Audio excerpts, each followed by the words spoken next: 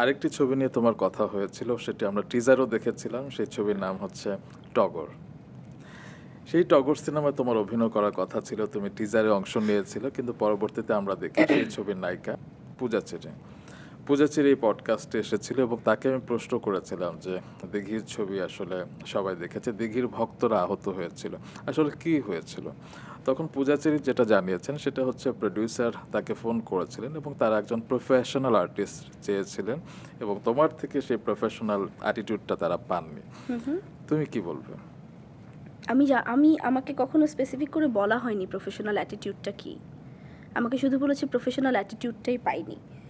এখন আমি কখনো আসলে তারপর জানতেও চাইনি যে প্রফেশনাল অ্যাটিটিউডটা কী। বাট আমি যতবারই তাদের জিজ্ঞাসা করেছি যে আমি না কেন, তাদের কোনো অ্যান্সারই আমি স্যাটিসফাইড ছিলাম না, এবং কোনো অ্যান্সারই আমার মনে হচ্ছিল না যে আসলে এটাই রিয়েল অ্যান্সার কিংবা এটাই আসলে এরকম কিছু। কারণ কোনো ভুল ত্রুটি দোষ এত বড় কিছু আমাদের মধ্যে হয়নি যে আমাকে তারা বাদই দিয়ে দিবে কিংবা স্পেশালি টিজার শুট করবার পর। এক্স্যাক্টলি। এখন এমন কি হয়েছিল তুমি বিদেশে গিয়েছিলে, তোমার সাথে যোগাযোগ করা যাচ্ছিল না, এরকম কিছু? যেটা হয়েছিল সেটাই বলি যে আমি ইমিগ্রেশনে দাঁড়িয়েছিলাম। আমার তখন প্রথমবার ইউএসএ যাওয়া, এবং আমি ইমিগ্রেশনে দাঁড়িয়েছিলাম। মোটামুটি 15 আওয়ার্সের একটা ফ্লাইট। তারপর আমি এক্সস্টেড, আমি ইমিগ্রেশনে দাঁড়িয়ে আছি, এবং ইমিগ্রেশনে উনি আমাকে সম্ভবত কোনো একটা টেক্সট দিয়েছিল কিংবা কোনো একটা পোস্ট পাঠিয়েছিল আমাদের ডিরেক্টর, যেটার অ্যান্সার আমি করতে পারিনি এখানে ওই মুহূর্তে, কারণ নেটেরও সমস্যা ছিল, আবার বাসা থেকে বারবার ফোন করছিল, কারণ এতক্ষণ পরে একটা যোগাযোগ হওয়ার রাস্তা 15-16 ঘন্টা পরে।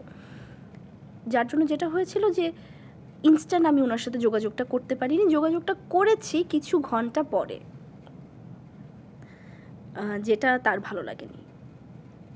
এবং এছাড়া আমি আর কোনো প্রবলেমই দেখিনি। সে আমাকে অপবাদ দিয়েছে, তারপরে আমি স্ক্রিপ্ট পড়িনি, সে আমাকে বলতে চেয়েছে আমি কোনো কথাই তার সিরিয়াসলি নিচ্ছি না, আমি তাকে রিপ্লাই করিনি। তো তাকে আমি বুঝালাম যে আসলে রিপ্লাইটা কেন আমি করতে পারিনি, এবং আপনাকে আমি যখন সময় পেয়েছি আপনার সাথে আমি কথা বলেছি, এবং আপনি যখন আমাকে লিখলেন আমি কবে ব্যাক করব সেই ডেটটাও আমি আপনাকে জানিয়েছি, এবং সেই ডেটটা জানানোর পরে তার 2 দিন পরে আপনি আমাকে কেন টেক্সট দিলেন যে না আমরা কাজ করছি না।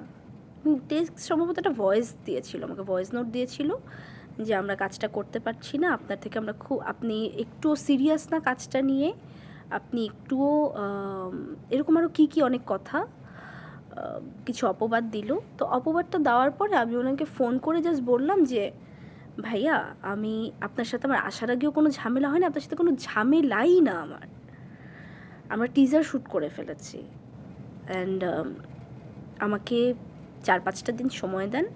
আমি সম্ভবত 28 তারিখ আমি আসবো বলেছিলাম, যে 28 তারিখ আমি আসছি, আমি 29 তারিখে আপনার সাথে দেখা করবো, আর যদি কোনোভাবে আমি 28 তারিখ দুপুরে ল্যান্ড করতে পারি আমি সন্ধ্যায় দেখা করব। আমার মনে হয় একটা 1-to-1 কনভারসেশন কিংবা ফেস টু ফেস কথা না বলে আমাদের সিদ্ধান্ত নেওয়া উচিত না, কিন্তু উনি এটাতেও রাজি ছিলেন না।